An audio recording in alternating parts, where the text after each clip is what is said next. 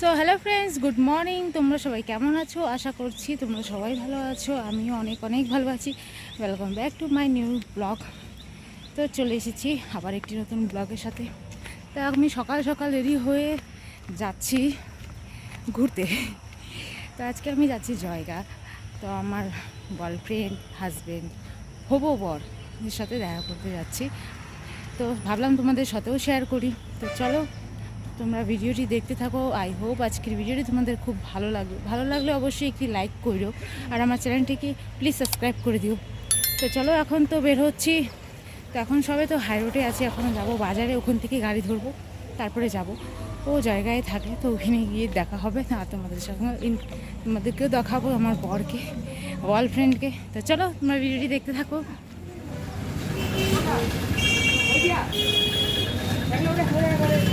তো এখানে আমি দাঁড়িয়ে আছি বাস স্ট্যান্ডে গাড়ির জন্য। তখনও গাড়ি আসেনি, 10টা তো বাজে। এখন আমি বাসে বসে পড়েছি, সিটটাও পেয়ে গেছি, পিছনে সিট পেয়েছি।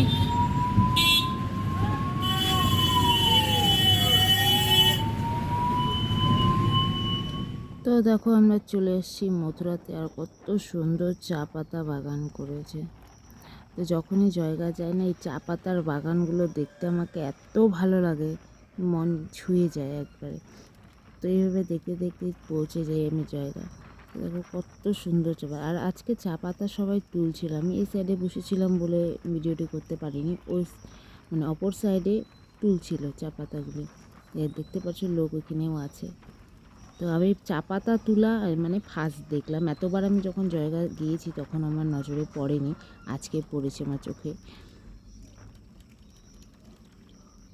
তো দেখতে দেখতে আমরা চলে আসলাম এখন চিলাপাতার সাইডে। তো এখন আমরা কিছুক্ষণ পর চিলাপাতা ঢুকে যাব। আর চিলাপাতা যেতে যেতেই দেখো এই চা পাতার বাগানটা এরকমই যাবে পুরো জায়গা। তো দেখতেই পারছো কত সুন্দর ভিউ আছে। আর কথা বলতে বলতে চলে আসলাম আমরা চিলাপাতা ফরেস্টে। তো চিলাপাতা ফরেস্টটি খুবই বড়, আর দেখতে পাচ্ছ কত ঘন জঙ্গল। তো সহজে এখানে গাড়ি থামে না। গাড়ি যদি চিলাপাতা মোড় থেকে স্টার্ট করে একদম হাসিমারা মোড় অবধি গিয়ে থামে। কোনো একটা গুরুদুয়ার আছে, ওইখানে গিয়েই থামে গাড়ি। তার আগে এই মাঝখানে কোনোই গাড়ি থামে না, বাইক হোক বা গাড়ি হোক, ট্রাক হোক, থামে না। কেন কি এই জঙ্গলটা যতটা দেখতে সুন্দর অতটাই ভয়ঙ্কর। তো এখানে অনেক রকমের পশু আছে, হাতি, বাঘ, বানর। তো হাতি তো কখনো কখনো দেখা যায় রাস্তার সাইডে, যখন গাছপালা খেতে আসে বা আশেপাশের খেতে যখন খেতে আসে তখন দেখা যায়। আর বাঘগুলি বেশিরভাগ সন্ধ্যার পরে দেখা যায়। একবার রাত্রেবেলাও আমরা দেখেছিলাম, সে কারণে আমি বিশ্বাস করি এই জঙ্গলে বাঘ আছে। আর সব থেকে ভালো এখানে ময়ূর, বানর, হরিণও দেখা যায়। আর এর মধ্যেও একটা ছোট্ট রকম একটা গ্রাম আছে, দেখতে পাচ্ছ কত সুন্দর। আর এখানকার বাড়িগুলি না খুব সুন্দর দেখতে, সব দোতলা বাড়ি, মানে সব পেলিংকি দেওয়া ঘর, মানে ঘরটা উঁচু উঁচু দেখতেই পারছো। আমি এত তোমাদেরকে স্পষ্ট হয়তো দেখা যাচ্ছে না, কত ঘরগুলো দেখতে খুবই সুন্দর থাকে। আর এই যে ক্ষেতগুলো দেখছো, এই ক্ষেতে যখন ধান, ভুট্টা বা কিছু চাষ করে তখনই হাতিগুলো বের হয়। আর এটা হচ্ছে হাসিমারার ব্রিজ, যেহেতু এখন বৃষ্টি নেই বলে ওরকম জল লাগেনি, এই জলটাই হচ্ছে পুরো ভরে যায় ব্রিজ অবধি। আর দেখতে তখন আরও ভালো লাগে, কিন্তু খুব ভয়ঙ্করও আবার এই নদীটা। তো আমরা কথা বলতে বলতে চলে আসলাম, চিলাপাতা পার হয়ে গেছে, এখন আমরা চলেই আসবো হাসিমারা কিছুক্ষণ পর। আর এখানে দেখো কত সুন্দর সুন্দর দোকান বাড়ি রয়েছে, যেটা চিলাপাতা পার হয়ে মোড়টাতে। তো চলো তোমরা ভিডিওটি দেখতে থাকো, এখন নেমে তোমাদের সাথে কথা হচ্ছে।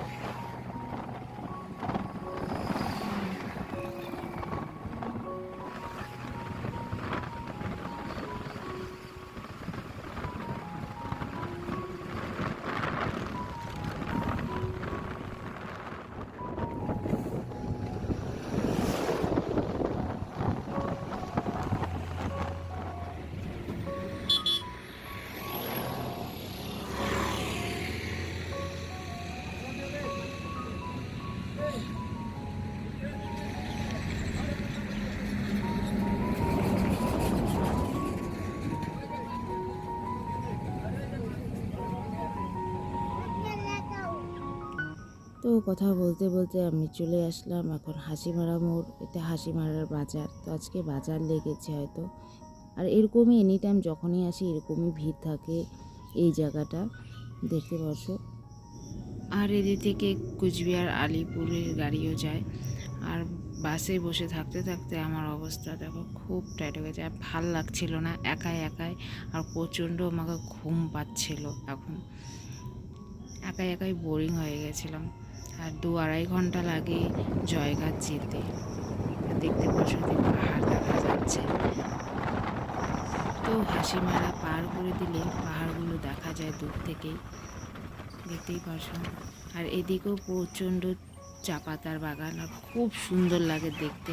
ছোটোবেলা থেকে ভাবতাম আমার বাড়ি যদি পাহাড়ে হতো, আর আমার পাহাড় পর্বত খুব ভাল লাগে দেখতে। যখন স্কুল কলেজ থেকে আমাদেরকে পিকনিকে নিয়ে যেত, পাহাড় দেখতাম, ঝর্ণা দেখতাম, আর ভাবতাম যদি আমার বাড়ি যদি এখানে হতো। তো ভাবতে দেখো আমার কপালও ভালো, জয়গাতেই হয়ে গেল। তো ওখানে তো মানে আমার বরের বাড়ির সামনে থেকে পুরো পাহাড় দেখা যায়, ভিউটা খুবই ভালো। তো যখন ওনার বাড়ি যাব তো তোমাদের সাথেও শেয়ার করব আশেপাশের ভিউটা। তো এখন যাচ্ছি যেহেতু আমি ওনার সাথে শুধু দেখা করতে, তো এই সাইড দিয়ে দেখা যাচ্ছে না, আর পুরো পাহাড়টাই এখন দেখা যাচ্ছে। আরও কাছে গেলে আরও ভালো লাগে। তো যখন আমরা বাস স্ট্যান্ডে দাঁড়াই, বাস স্ট্যান্ড থেকে পুরো পাহাড়টাই দেখা যায় ভুটানের। আর ভুটান গেটটাও আমার বরের বাড়ির সামনের থেকে বেশি দূরে হয় না, 5 থেকে 7 মিনিট লাগে হেঁটে যেতে। কথা বলতে বলতে আমি চলে আসলাম এখন বাস স্ট্যান্ডে। বাস স্ট্যান্ডে তখন আমাকে যেতে হবে ভুটান গেটে। এখন আমি নিতে এসেছি এখানে কচুরি, আর এখানকার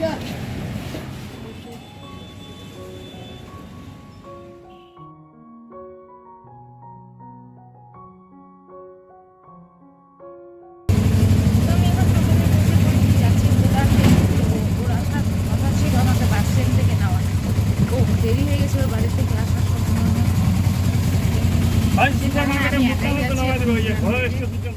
আর এদিকে রাস্তার অবস্থা দেখো, প্রচণ্ড কাদাই কাদা, বৃষ্টি পড়েছে যেহেতু রাস্তার অবস্থা খারাপ।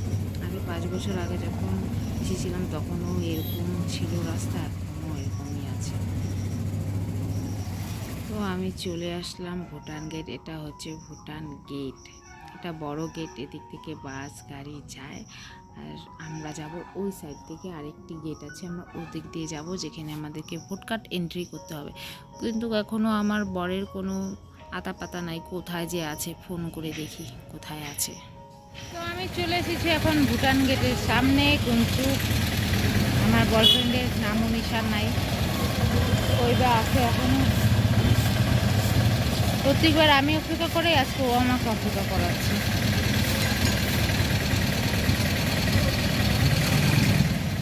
তো মনুয়া চলে এসেছে, আমি ওকে ভালো নামে মনুয়া করে রাখি। তো চলে এসেছি, আর আমরা এখন ভুটান গেটের ভিতরে এখান থেকে এন্ট্রি করেছি। সামনে যাচ্ছে টাকলু। তো এন্ট্রি করেছি, ভোট কার্ড দেখি। ভোট কার্ড ছাড়া আমাদেরকে যেতে দেয় না, যাদের ভোট কার্ড আছে তারাই যেতে পারবে। আর যারা হচ্ছে 18 বছরের কম তাদের হচ্ছে বার্থ সার্টিফিকেট দিয়ে ভেতরে যাওয়া যায়। তো আধার কার্ডের এখানে কোনো দরকার পড়ে না, ভোট কার্ডের দরকার পড়ে। আর এখানে দেখো যত ভুটানের ছবিগুলো এখানে লাগানো আছে ওয়ালে। এখন আমরা এই সাইডে যাবো। আর আমার বর প্রচণ্ড রাগে আছে, যেহেতু আমি হাসিমারা পার করে ঘুমিয়ে পড়েছিলাম, চোখ লেগে গেছিলো, আর আমি ফোন করতে ভুলে গেছি। তো ও ভাবছিল আমার হয়তো আসতে আরও 1 ঘন্টা দেরি আছে। তো যখন হঠাৎ করে আমাকে ফোন করে বাস স্ট্যান্ডে 5 মিনিট লাগবে পৌঁছতে, তখন ফোন করেছে, আর আমি ফোন করে করেছি আমি 5 মিনিটে পৌঁছাবো। সে কারণে ও খুব রাগে আছে যে আগে কেন বলোনি। তো আমাকে ভুটান গেটে এসে অনেকক্ষণ খুঁজছে। আর আমার এখানে আসার পর আমার মোবাইলের নেটওয়ার্কও চলে গেছিলো, ইমার্জেন্সি কল হয়ে গেছিলো। আর এখানে আমি ভোট কার্ড এন্ট্রি করে নিয়েছি। এটা হচ্ছে ভুটান গেট, বাইরে যাওয়ার রাস্তা। তো এখান থেকে এখন আমরা বেরোবো। টানটানা চলে আসলাম আমরা ভুটানের ভিতরে। তো দেখতে পাচ্ছ কত সুন্দর লাগছে। আর সত্যি বলতে গেলে ভুটানের আশেপাশের ভিউ এত ভালো না, আর এত পরিষ্কার পরিচ্ছন্ন। আমাদের ইন্ডিয়াতে এত পরিষ্কার যদি থাকতো তাহলে তো কোনো কথাই না। এখানে যদি তুমি একটা প্লাস্টিকও যদি ফেলো তো সেটার জন্য তোমাকে ফাইন দিতে হবে। তো দেখতে পারছো আমার টাকলু আগে আগে যাচ্ছে, আমাকে ছেড়ে ইগনোর করছে। আর আমি বুঝতে পারছি না আমার সাথে এরকম কেন করছে। কোনোদিনও এরকম করে না, আমি যতই লেট করি না কেন কোনোদিনও আমার সাথে এরকম ব্যবহার করে না। তো এখানে আমরা এসেছি একটা রেস্টুরেন্টে খাওয়ার জন্য। তো প্রথমে আমরা এখানে এসে খেলাম চা, আর আমি ওর সাথে কথা বলছি, ও ইগনোর করে যাচ্ছে, এদিকেও তাকাচ্ছে ওদিকে তাকাচ্ছে, আমি বুঝতে পারছিলাম না। কিন্তু এখান থেকে টাকলু নিজের মাথায় মাইন্ডে ও প্র্যাঙ্ক ভেবে নিয়ে এসেছিলো।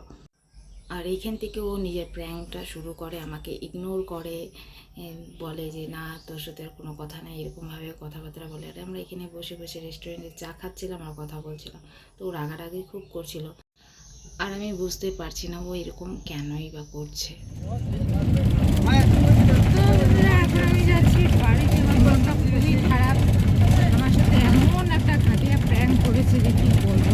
ভিডিও শ্যুট করেনি, ও ভিডিও করে না, যেহেতু এরকম প্র্যাঙ্ক করছে আমার মন মেজাজটা খুবই খারাপ। যেমন কি আমাকে ছেড়ে চলে যাবে এরকম ব্যাপারে রাগারাগি হাতও তুলেছে, সেই আর কিতে তুলেছে। তা আমার প্রচণ্ড রাগ উঠে গেছে, তো আমি পরে ছেড়ে বাসে বসে পড়েছি। এমন প্র্যাঙ্ক করে কালকে চলে যাবে ও, যেহেতু ভুটানে কাজ করতে। আর আজকে লাস্ট দেখা আমাদের, 3 মাস 4 মাস পর পর আসে। তো ভেবেছিলাম দেখা করবো, খুব এনজয় করবো, ঘুরবো ফিরবো। মানে এরকমভাবে রেস্টুরেন্টে প্র্যাঙ্ক করলো, কী বলবো। ওখানে কান্নাকাটি একদম একাকার, চোখ দেখছো ফুলে গেছে। সে কারণে এখন আমি যাচ্ছি বাড়িতে। তো চলো এখন বাড়ি যাওয়া যাক। মন মেজাজ খুবই খারাপ, মোবাইলটা সুইচ অফ করে নিয়েছি। দেখা যাক। প্র্যাঙ্কটা একদমই ভালো ছিল না। আর আমার উপরে প্র্যাঙ্ক প্রথমবার করেছে, আর আমি প্রথমবার সত্যি সত্যি ভেবে নিয়েছিলাম। আমি ভাবতে পারি না ও আমার সাথে প্র্যাঙ্ক করবে, বা সেটা ভিডিও অর্ধেক শ্যুট করেছে, যেটাকে আমি ফোন নিয়ে মাকে ফোন করে নিয়েছিলাম বলে হয়নি। মনটা আমার খুব খারাপ, আমার রাগ উঠতেছে সে প্রচণ্ড। তো চলো তোমরা ভিডিওটি দেখে যখন বাড়ি যাচ্ছি এখন। তো বন্ধুরা আমি চলে এসেছি বাড়িতে। এখন ঘড়িতে বাজছে হচ্ছে 5:30। কি গরম লাগছে। এই দেখো 5:30 বাজছে, মাত্র আসছি, আসারও টাইম হয়ে গেছে। আর আজকে এমনভাবে আমার সাথে প্র্যাঙ্ক করছে, আমি মানে এখনও আমার রাগে এতবার আমাকে গাড়িতে ফোন করছে, 10-12 বার। তো আমি ফোন তুলিনি, তারপর মোবাইল সুইচ অফ করে দিয়েছিলাম। ফোন আমি বলছি ওকে আমি আমার সাথে কথা বলবো না। তো আমি আজকে তো ফোনে কথা বলবো না, কালকে বলবো। আমার খুব রাগ উঠেছে। আমার সাথে কোনোদিনও এরকম কোনো প্র্যাঙ্ক করেনি। আমি এমনি আর কি ঠাট্টা করি, ঠিক আছে, কিন্তু আমিও ওকে কোনোদিনও প্র্যাঙ্ক করিনি, ও আমাকে কোনোদিনও। আজকে মতলব লাইফের প্রথমবার ও আমার সাথে প্র্যাঙ্ক করছে। তো সেটা কোনো ভিডিও তো ও করে না, যেহেতু ও করেনি ভিডিও। তো বলছিল যে আমি ভিডিও করবো ভাবছিলাম, তখন তুই ফোনটা মানে আমি ফোনটা নিয়ে মাকে ফোন করছিলাম যে আমার সাথে এরকম করে ঝগড়া করছে আর আমার সাথে বিয়ে ঠিয়ে করবে না বলে। তো আমি মাকে ফোন করছিলাম, তো মা তখন ফোনটা তুলেনি, আর তখনই ওর ভিডিওটা অফ হয়ে গেছিলো। তো যাই হোক, তখন তো আমি তো প্রচণ্ড ভয় পেয়ে গেছিলাম, খুব কান্নাকাটি করেছি, আর খুব ঝগড়া হয়েছে আমাদের মধ্যে। আর বাড়িতে এসে এখন মানে যখন গাড়ি থেকে বের হয়েছি, যখন ওই রেস্টুরেন্ট থেকে বের হয়েছি, কাঁদতে মানে কাঁদাকাটি করেই বের হয়ে গেছিলাম। তারপরে গিয়ে বাসে বসছি, তখনও আমার মুখটা অন্ধকার। কারণ ফোনটা আমি ওকে দিয়ে দিয়েছি, যেহেতু ওর ফোন, তোকে দিয়ে দিয়েছিলাম, আমার লাগবে না ফোন টোন তোমার কিছু। এই ফোনটা ওই কিনে দিয়েছিল, তো ওকে দিয়ে দিয়েছি। তারপরে তো পরে বাসের মধ্যে ফোনটা জানলা দিয়ে দিয়ে কথা বলতেছিল, বাস তো তখন ছেড়ে দিয়েছে। আমি চলে এসেছি পরে। এখন আসার পরে অনেকবার কন্টিনিউ ফোন করে যাচ্ছে, আমি ফোন তুলছি না, আর ফোন তুলবো না। আমার সাথে প্র্যাঙ্ক করছে, আমি কোনোদিনও ওর সাথে করি না। আর এত বাজেভাবে প্র্যাঙ্ক করছে, ধারণার বাইরে। যদি এটার ভিডিও হতো আমি অবশ্যই তোমাদের সাথে শেয়ার করতাম, দেখতাম। ও প্র্যাঙ্কটা এ কারণে করছিল, দেখতে চাচ্ছিল আমি ওকে কতটা ভালোবাসি। তারপরে আমাকে বলে তুমি আমাকে এতটা ভালোবাসো, আমি জানতামই না। তো তখন আমাকে বললো এতটা ভালোবাসো তুমি আমাকে। আমি বললাম তুমি আমার সাথে এরকম প্র্যাঙ্ক করলে কেন? তো সে নিয়ে আমাদের মধ্যে তো তার ঝগড়া হয়েছে, খুব ঝগড়া হয়েছে।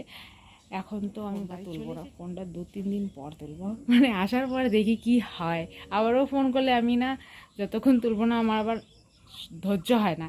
তো যাই হোক, আগে যাই। যদি আজকের ভিডিওটি তোমাদের ভালো লাগে তাহলে অবশ্যই লাইক করে শেয়ার করো, আর আমার চ্যানেলটিকে প্লিজ সাবস্ক্রাইব করে দিও, আর কমেন্ট করে অবশ্যই বলে আজকের ভিডিওটি তোমাদের কেমন লেগেছে। ওকে, টাটা, বাই বাই। কালকে আবার দেখা হবে একটি নতুন ভিডিওর সাথে। আশা করছি আজকের ভিডিওটি তোমাদের ভালো লাগবে। টাটা।